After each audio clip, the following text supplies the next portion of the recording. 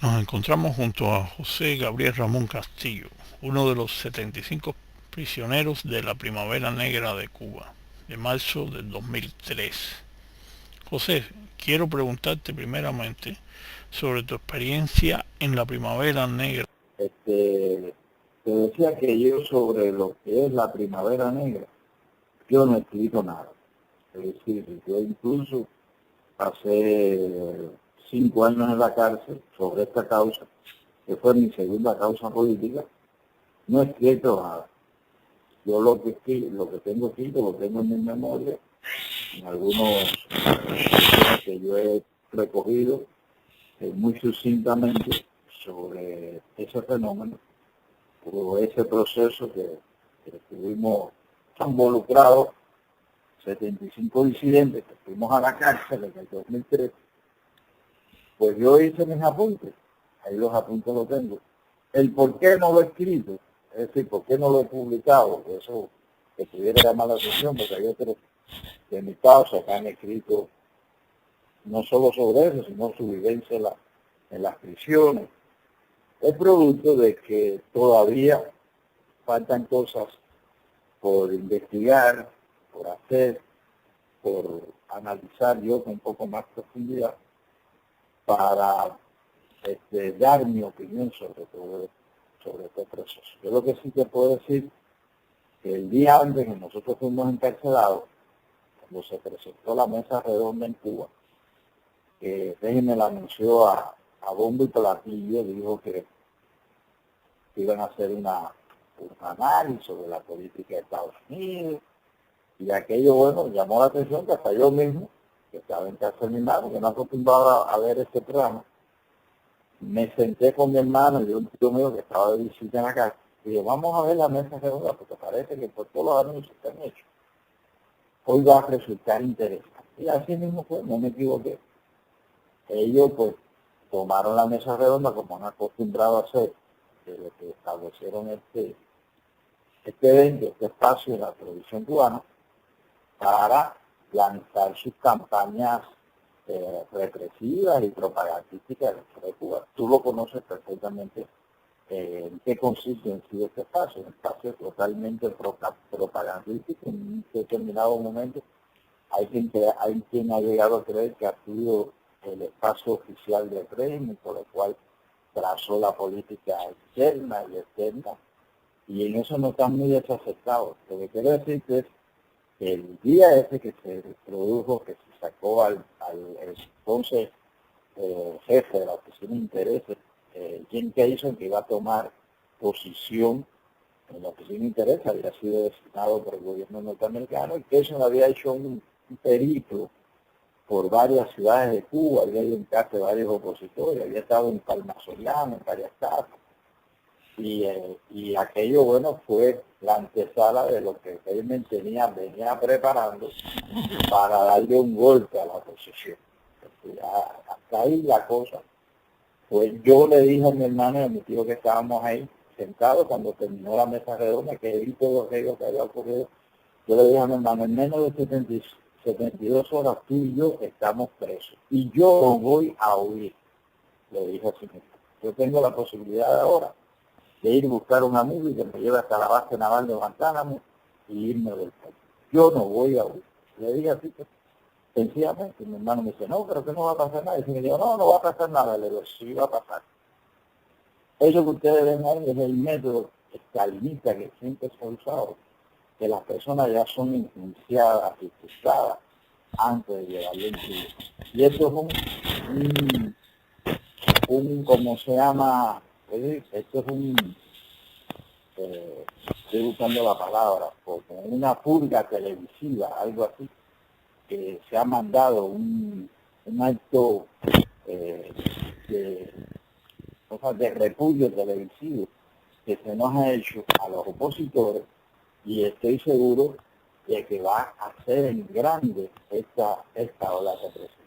Vamos a ir a la cárcel muchas personas, porque la situación que está viviendo el país en estos momentos es de sumo cuidado. El régimen no quiere perder el control de lo que tiene hasta el momento y sabe que lo puede perder porque se ha venido trabajando, ha habido un crecimiento de la oposición interna, el propio proyecto Varela, a pesar de que había sido prácticamente invalidado legalmente, pues desde el punto de vista de sus planteamientos, que todavía se mantiene vigente, está ahí, y muchas personas pues están muy dolidos con lo que ha hecho el régimen de no referendar ese proyecto aquí nadie, y las personas pues van a hacer algo, vamos a hacer algo. Y eso es lo que yo te puedo contar con relación a este escritor. Yo lo vi ahí, se lo dije a mi hermano, se lo dije a mi tío que estaba ahí en la casa. Y no me equivoqué, a las 24 horas, no llegaron a las 22 horas, a las 24 horas había un operativo que ya estaba hecho, que ya se había planificado para eso hacía un par de meses atrás, y lo que estaban era esperando el momento de su ejecución. El momento de la ejecución fue, se lo brindó el propio política norteamericana, en la cual siempre el régimen se ha basado para atacar a la oposición interna. Tú sabes que esto es un poco de la filosofía de Maquiavelo, del enemigo exterior, para poder aplastar como cucarachas a los enemigos, a los enemigos y a los adversarios internos. Y el régimen siempre ha hecho un uso magistral de esta, vamos a decir, colorario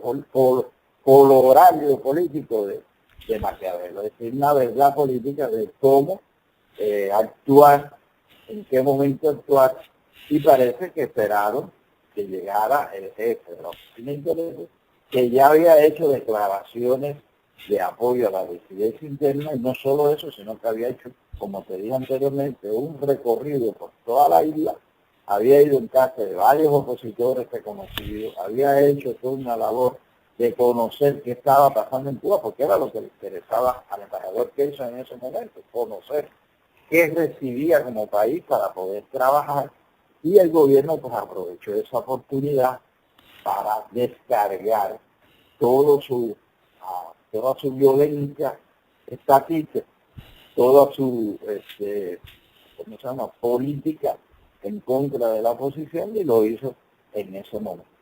Otra cosa se puede presentar en un futuro de manera similar.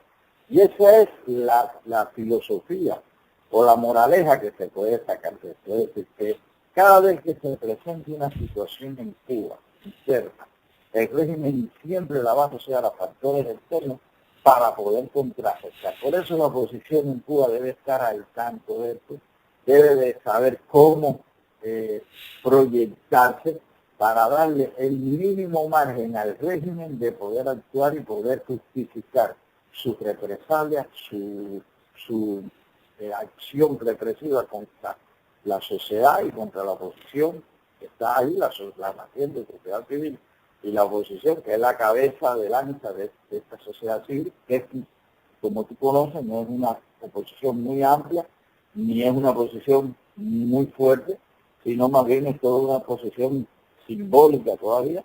Pues eso es lo que puede ocurrir, y que hay que prepararse para eso. Yo siempre estoy viendo lo que está pasando dentro de Cuba, lo que está pasando fuera de Cuba, la política que se está llevando, y sé más o menos por esta experiencia cuándo se puede producir un zarpazo del régimen hacia la oposición interna.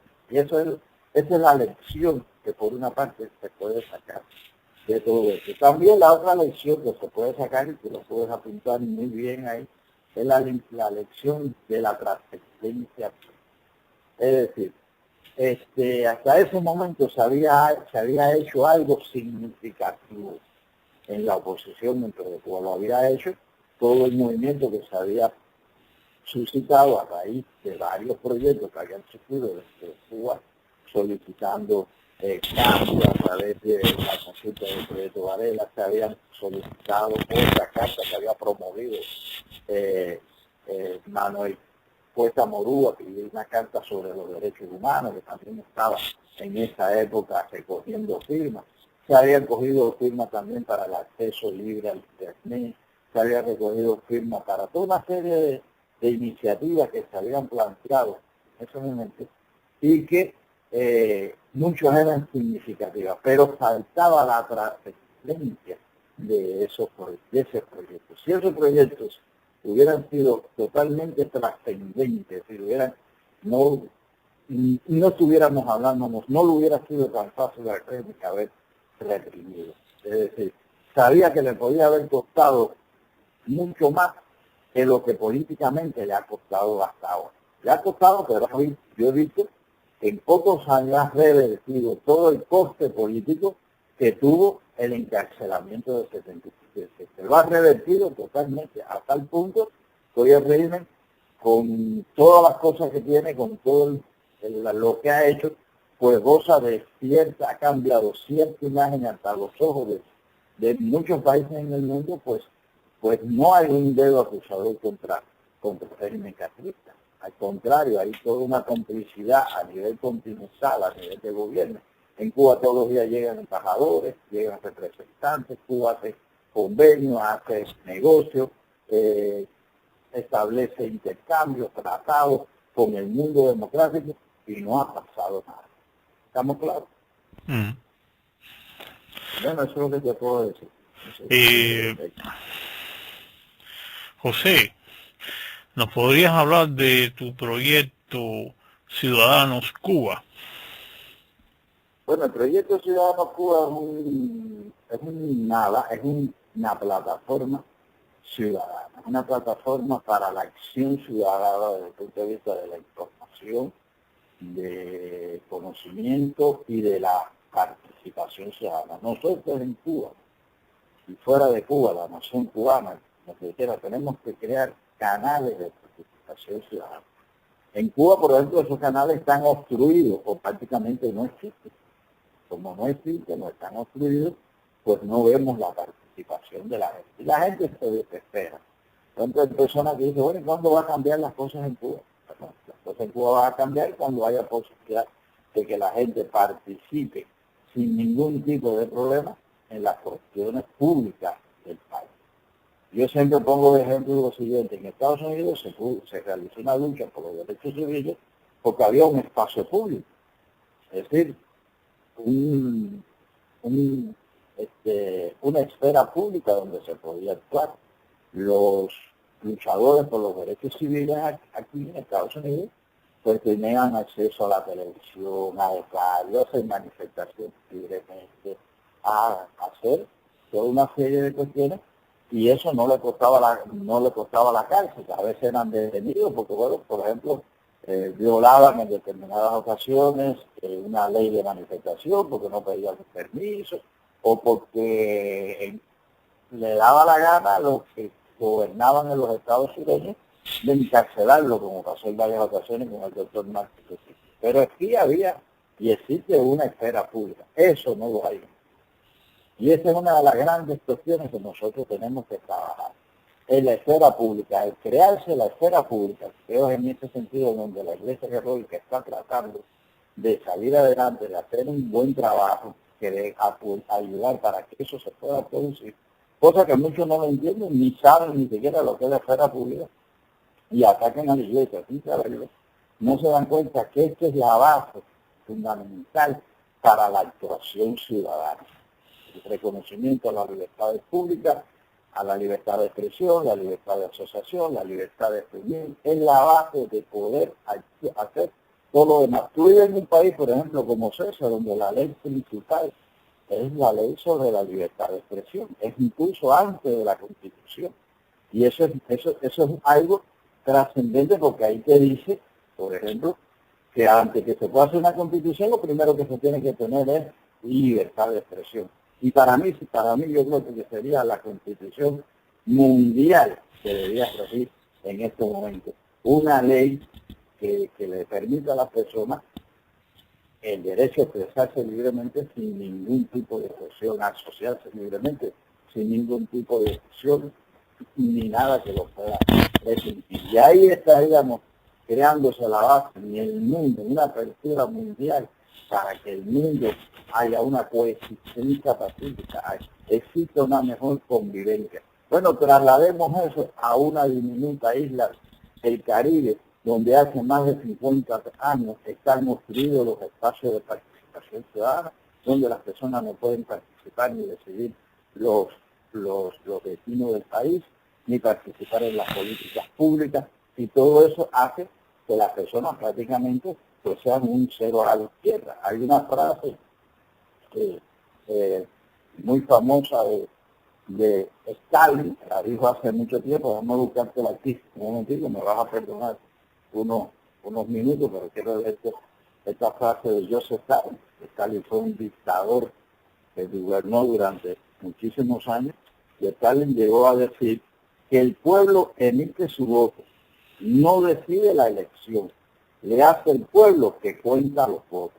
Eso es una frase clave de Stalin, para dejar dicho, para dejar marcado que sencillamente el régimen es el que decide en un país lo que hay que hacer. Un grupito que son los que controlan el poder, los que han usurpado el poder, son los que deciden. Estamos ahora, en Cuba se va a producir un proceso eleccionario que ya ha sido convocado, y nosotros nos vamos a ver una participación ciudadana abierta, limpia, transparente, sobre un proceso donde estén decidiéndose los destinos de la nación, donde se estén eligiendo personas que van a representar al pueblo, que van a representar a la nación cubana, porque ni siquiera los que estamos fuera de la isla tenemos una representatividad dentro de Cuba, cosa que es algo increíble para países como Europa, como Francia, como España, que sus ciudadanos que viven fuera del país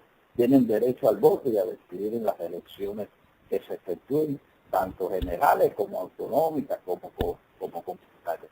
Eso es lo que quería puntualizar con relación a este tema, que creo que es lo que nosotros estamos tratando de hacer en este proyecto ciudadano, que desde luego es incipiente. Hay otras iniciativas más que nosotros estamos trabajando para sacar hacia adelante, y que la veremos en la medida en que se van a dar a conocer cada una a su debido momento. Hay varias iniciativas, pero bueno, ahora por el momento de la que puedo hablar, de la que te puedo decir, es esta que se está viendo diariamente en internet, que es esta plataforma ciudadana con este diario en línea. Yo no le llamaría diario, sino un medio de comunicación en línea, porque nosotros no tenemos todos los recursos que tiene un diario como El Mundo, como El País en España, como el Nuevo Herald de Miami, o cualquier, como el Le Monde en Francia. No lo tenemos esos recursos para hacer un periódico,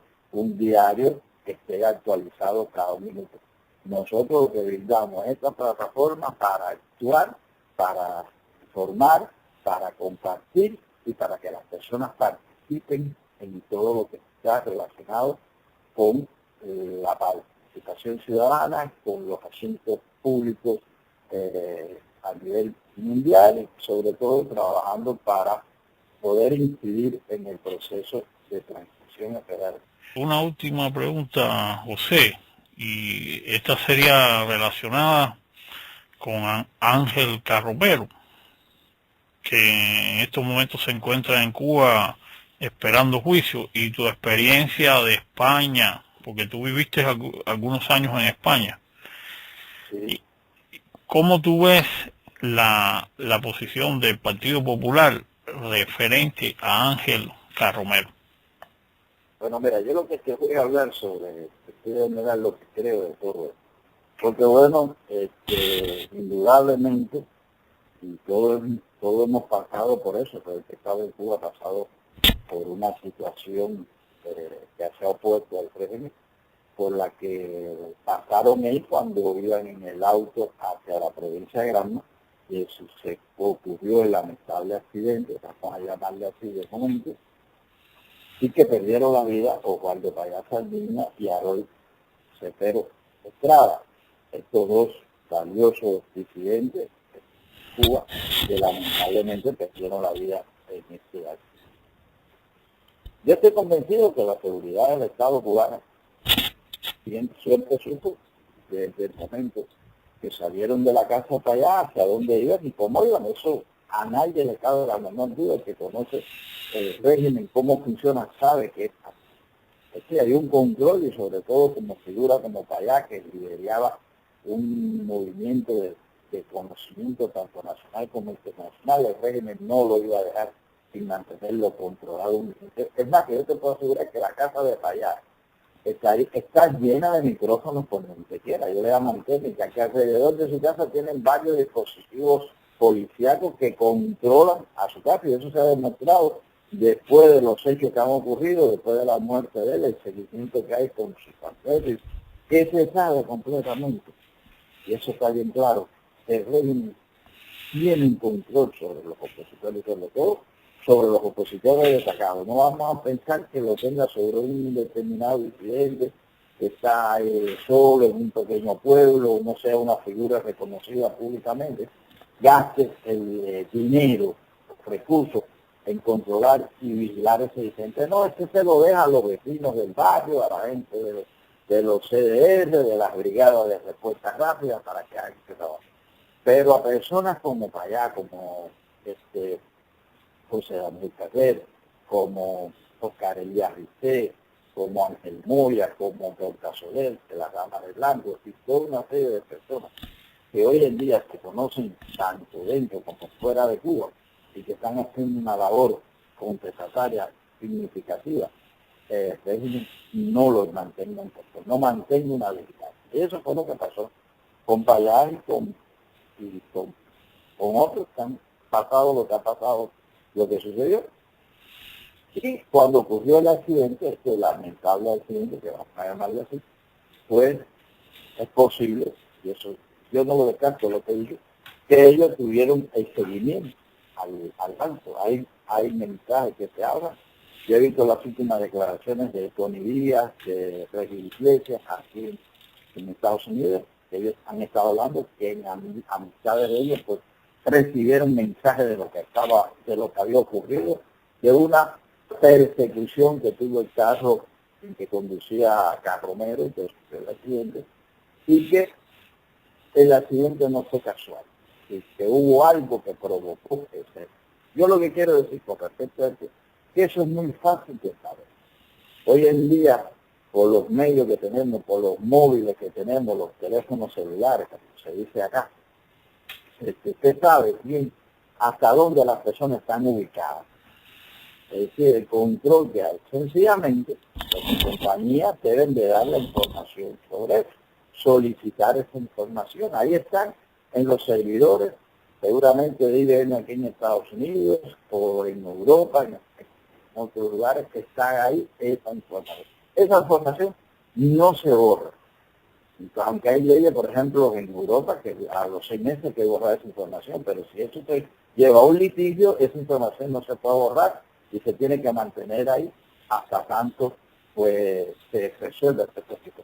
Eso es muy fácil de saber qué pasó en ese sentido con relación a todo esto. Y ese es lo que yo veo, la actuación del gobierno de España con relación a este caso, que no quiere tener ningún roce con el régimen cubano sin tener todos los elementos de prueba para poder acusar o poder alzar una voz o una reclamación al régimen cubano por esta situación. Me parece que España lo que está actuando de esa manera, esperando que se desarrolle el juicio, que es lo que ha pasado, el mismo señor James Aaron Moy, que está ahí en Suecia, donde tú resides, pues hizo algunas declaraciones, dice que no se acordaba de nada.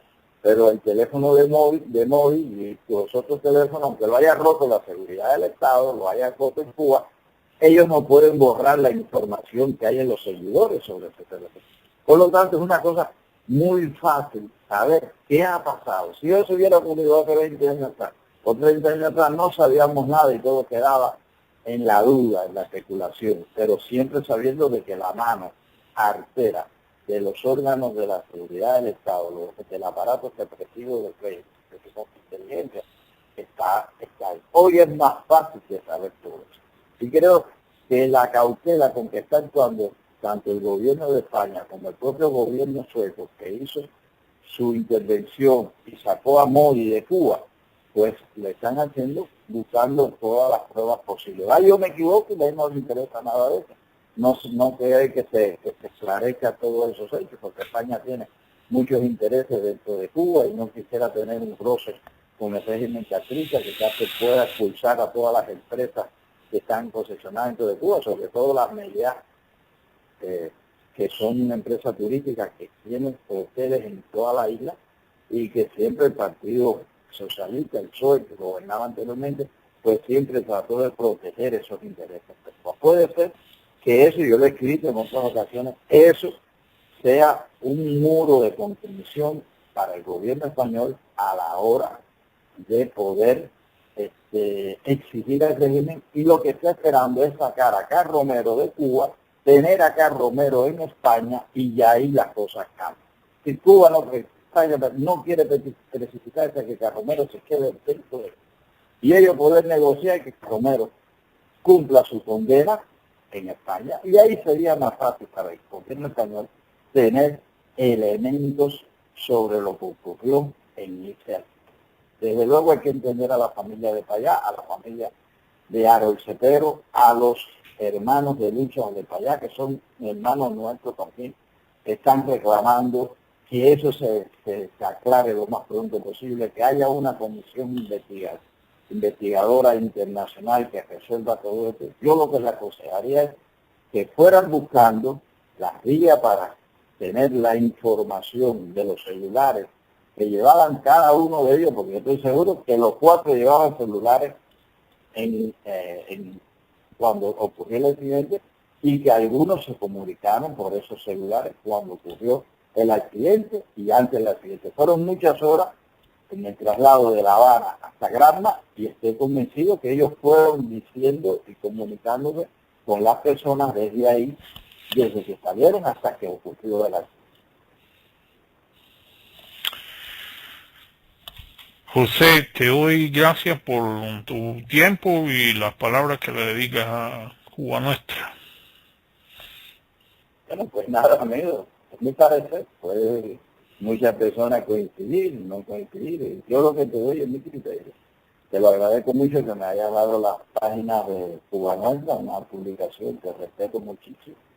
Creo que ustedes hacen un trabajo muy importante en Europa mucho tiempo. A mí me sorprendió cuando yo era disidente en Cuba, que leí el Cuba Nuestra, que vi unos folletos de Cuba Nuestra hace mucho tiempo, pues todavía no había ni por ahí de la internet, y veía la publicación de ustedes. Y a mí me llamó la atención que existía un grupo de cubanos aquí en Chile, pues trabajando y haciendo su labor en favor de cambios democráticos entre Cuba. Incluso de esa época conocí que existía Carlos Estefanía, que existían otras personas más, que se reunían. Por eso dale mi saludo a Carlos. Y bueno, pues nada, amigos, trabajando y batallando aquí poco a poco lo que nosotros podemos hacer.